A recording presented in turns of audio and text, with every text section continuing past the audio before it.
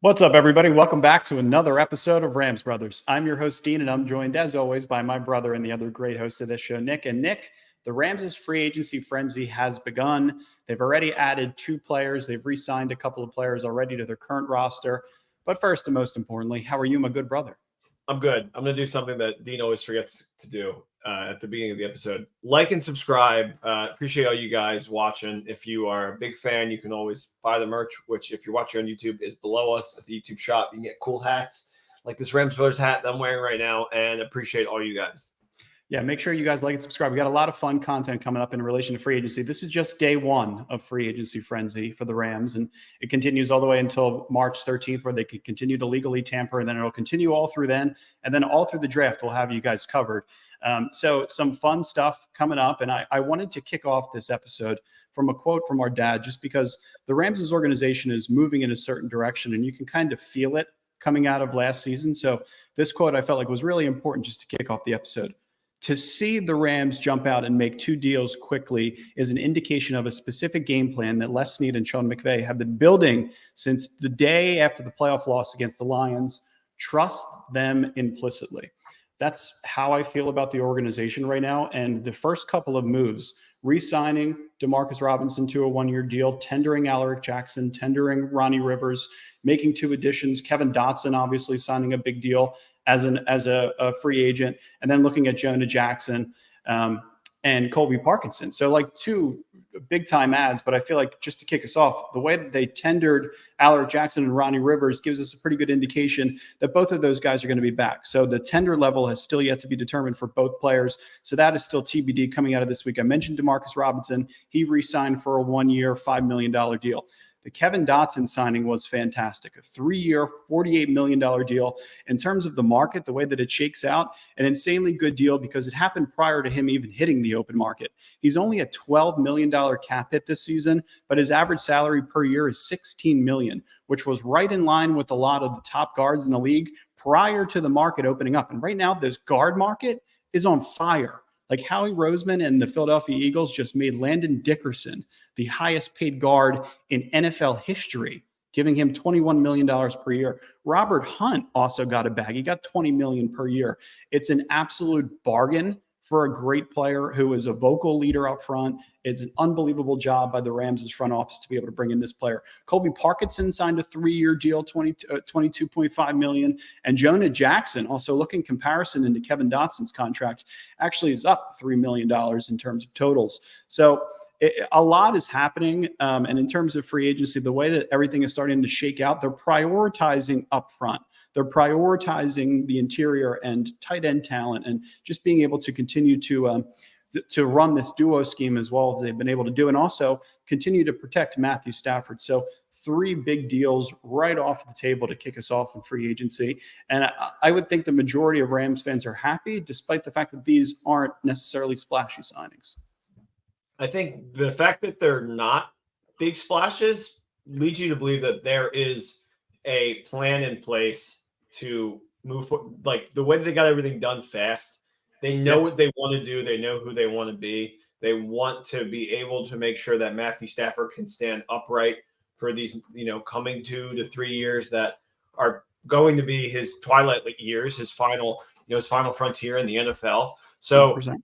It feels like everything that they're doing is to have their window be absolutely wide open right now.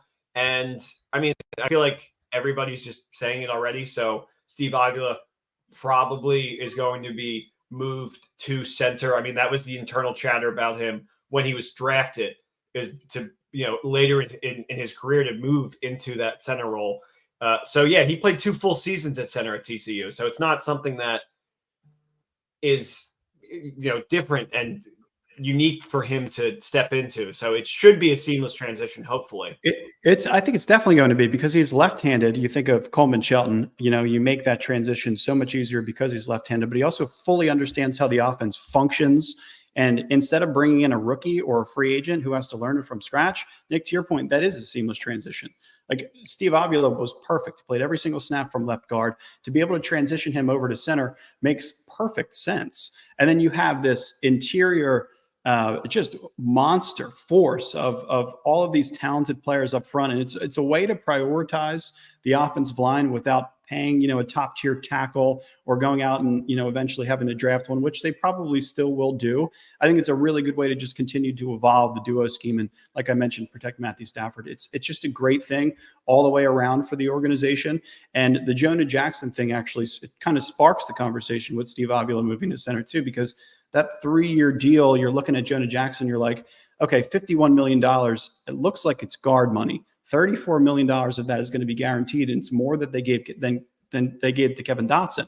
And if he's not one of the top guard options in the market this year, he was probably number one, maybe the top option in total. Since 2022, like Jonah Jackson, 928 pass blocking snaps, 53 quarterback pressures allowed, only 2 sacks allowed, and 928 pass blocking snaps. This is a really talented player that you just added to your roster. And it seems like the way that they're prioritizing it is all the right way. And I respect the front office for being able to kind of look inside, look within the organization and say, this is really where we benefited over the last year. Let's go ahead and move full force and bring in some more talent at that position.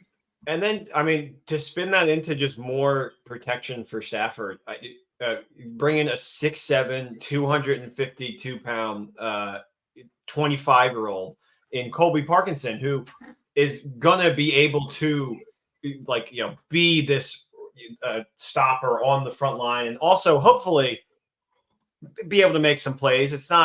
I feel like that's not entirely what they're looking for out of him, but an immediate Tyler Higbee replacement, 100%, because he's out for like 3 weeks, I think, to start. At least to start. Yeah, you're thinking Tyler Higbee and Hunter Long probably both going to start the season on IR. And thanks to Shane Waldron in Seattle, this player, Colby Parkinson, is really familiar with a lot of the Rams' concepts up front. You talked about the size, Nick. He's from Stanford. He has really, really mean intentions in the run game. He also brings that special teams ability and experience that the Rams are looking for. They don't have a ton of that on their roster right now, so that's an immediate stopgap for that kind of position. And when you kind of bring that stuff to the table, you don't have that in Bryson Hopkins, who it doesn't seem like they're going to prioritize in re-signing. Without Tyler Higbee and Hunter Long, who else is there? So this Colby Parkinson player grew up, 5 minutes from the Rams' practice facility, currently the Rams' current practice facility. So he's a California kid. He's very, very familiar with the Rams' organization, obviously having to play them 2 times a year over the past couple of years. So, and again, you're prioritizing the run game. You're prioritizing the offensive line. It's like what we've been asking for all this time. And, the way that the salary cap kind of shakes out, it's not going to leave you a ton of flexibility unless you look to restructure a couple of players. But that's kind of the name of the game is making sure you prioritize the things that you need to focus on. And I think the Rams are doing that right now. I wonder if they're going to try to come back to the table with Matthew Stafford, because apparently all of the talks was after they won the Super Bowl, they were trying to restructure to go back in that following year. And he was saying, no, I did what you asked me to do. We won the Super Bowl in the first year. I'm not going to take any less, money guaranteed. So, maybe now being with the organization a little longer, showing him that we are prioritizing making sure that you stay healthy with who we are signing. Maybe there's a chance that there's some restructuring there, but who's to say? It would be fantastic to hear that. Yeah, so it's all great points. So as Dotson signing occurred, before it happened, $41 million in total cap. So as it stands right now, after the Dotson signing, minus $12 million off the cap. So you're at $29 million total. And that's prior to Jonah Jackson and Colby Parkinson signing. So you have to take into consideration the draft class and the estimated cost that might be affiliated with bringing on 11 picks, even though they don't have to use all 11 picks. You could trade up, you could trade back, whatever it looks like. And they have a first rounder that you have to take into consideration too. So it doesn't leave a ton of room. And you know that the Rams kind of like to carry around a small amount of salary cap throughout the season. So I feel like you could see them do something like that this year, but it leaves the door open for restructures. Joe Noteboom, Matthew Stafford, and Sean McVay have been really, really vocal about Joe Noteboom. And it was reported by Jordan a couple of days ago that a heavy contract restructure, keeping Noteboom in the 6-man role, is very, very much on the table. So that'll create roughly $9.5 million, $10 million if you can restructure Joe Noteboom. Ernest Jones is another option to be able to extend, which would then create more cap space, obviously, for this season, not for future seasons, but for this year, definitely. And then Aaron Donald's contract situation is still fairly unknown. They're definitely not going to ask him to take less money, which I would never do to Aaron Donald ever. But you see the Chris Jones contract, you see some of the other players. I'm trying to think who else just got a ton of money on the interior. You look at Bosa's deals, like Aaron Donald's, might eventually want a contract restructure. And the other Bosa might blow up the market.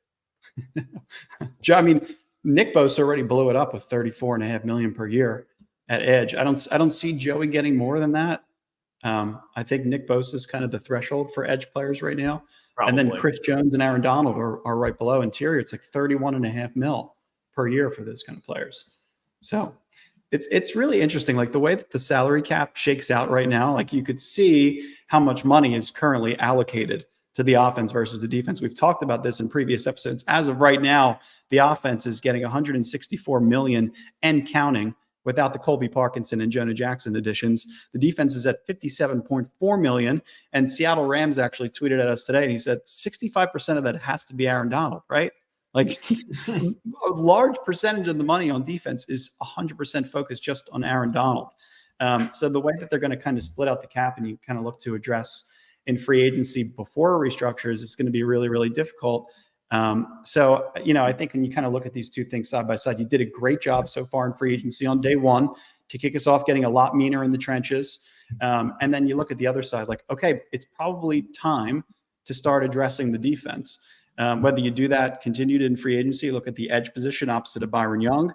You could address that in free agency and the draft once you open up some more salary cap. Cornerback, you could address that earlier on in the draft. Safety, you're going to have to look to address that with Jordan Fuller and John Johnson on their way out. And then tackle, with Alaric Jackson being tendered and Rob Havenstein aging, you might have to address that later on in the draft. And then obviously there's kicker. So all of these players right now are testing the market. I would like to just get a feel for what you're thinking as you just kind of look at this list. There's obviously some more players on the bottom tier, but these are kind of the top tier based on offense and defense, what we're looking at for free agents. My first thought was, oh yeah, Carson Wentz is the guy on this list that I would want to prioritize bringing back, unless Akella Witherspoon wants to sign a one-year cheap veteran deal. But wanted to get your thoughts on the way that this looks right now. I think if that one game was enough to prove that he could get more money somewhere else, then go for it. I think you can get another guy similar to him that can do what he does. But hopefully that wasn't enough to bring in, all these suitors for Carson Wentz, and he can come back on like a team-friendly backup deal. Because that's what I want to see from them right now. I do not want them to worry about the quarterback position outside of those two. Maybe get somebody super late. If you like some kind of like really super late round guy, but I don't want to see anything in the top 4 picks. But yeah, it's Royce Freeman. I would love to have back. Well, you got Ronnie Rivers back, right? Right. As a tendered, but you liked. Royce Freeman was good last year too, and can run well in the duo scheme. And you kind of need 3 heads, right? Because if one of those players goes down, you have to be able to rely on that, because you don't want to have to be in a situation where you have to bring back Darrell Henderson. You remember last year? Again, yeah. We had nobody. We were like, all right, well, Darrell Henderson's the only player that understands the offense at all, and we need a running back for next week. Like, let's read between the lines, Theo. Who could it be? I think he scored like 3 touchdowns. I think definitely on Nick's picks, I had him to score a touchdown. He had over 25 touches 1 week. Yeah, he had over 25 touches and at least a couple of touchdowns.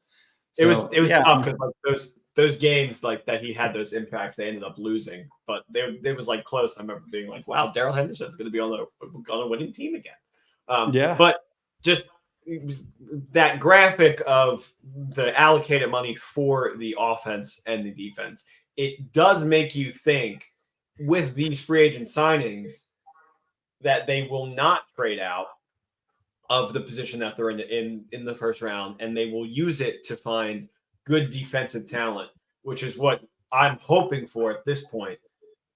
Anything could happen. They could fall in love with a beautiful tight end, or like a really great weapon. That's not really what I'm hoping that they do. I would love it if they holes. Yeah, exactly. Yep. Rome.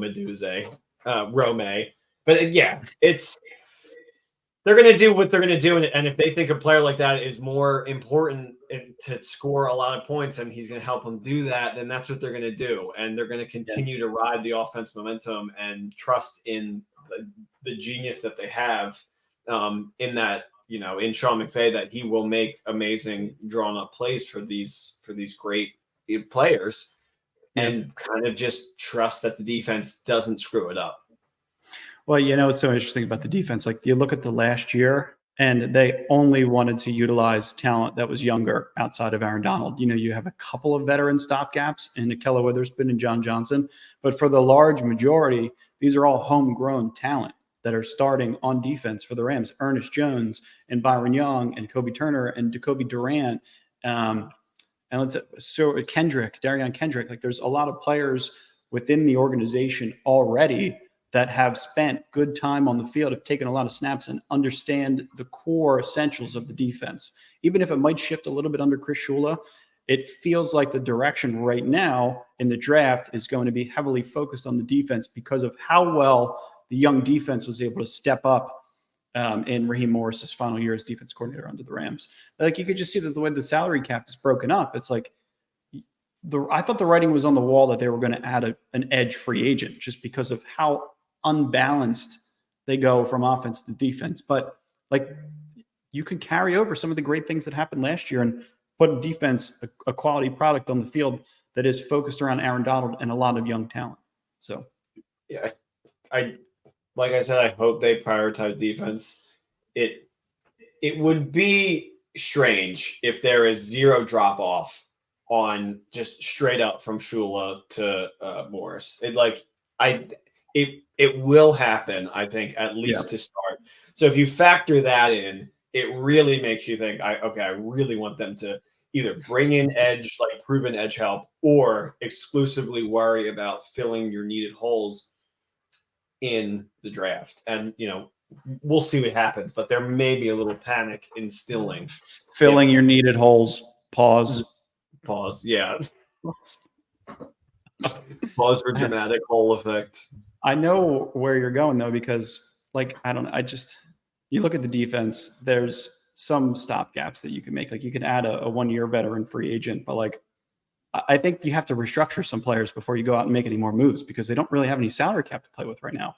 You look at Colby Parkinson and Jonah Jackson being added to that $29 million total plus the draft.